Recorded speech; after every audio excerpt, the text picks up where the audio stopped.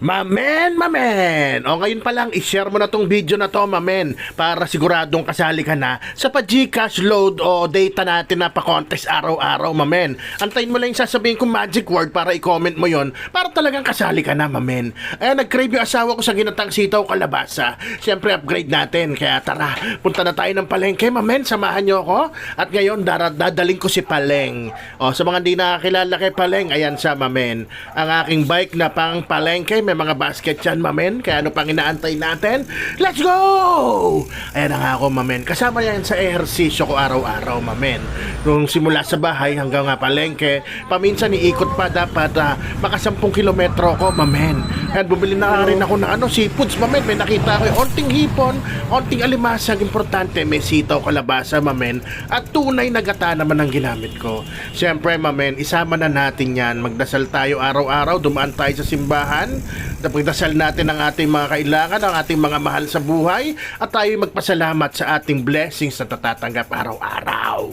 Ayan na ako, mame, nakauwi na ako, kaya paano, tirahin na natin, baka tirahin pa ng iba.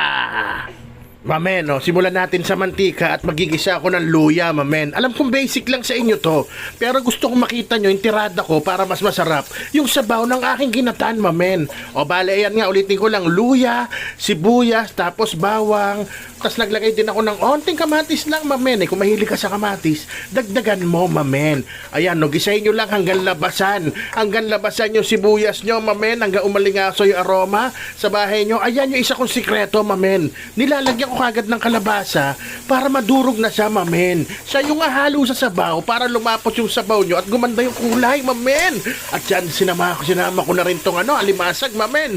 3 piraso lang yan pero medyo matataba yan. Kaya goods na rin. Siyempre, asin at paminta, goods na, panimpla. At nilagyan ko pa yan ng chicken powder, di ba?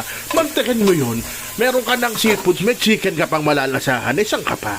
O siyempre, lalagay ko na rin yung hipon, mamen. At dire-diretso lang tayo sa gisa o sangkot siya, mamen. Hanggang medyo maluto-luto sila. O yan, sili, nilagyan ko na rin yung medyo maanghang, labuyo, pero onti lang. Kasi hindi naman mahilig yung asawa ko sa maanghang.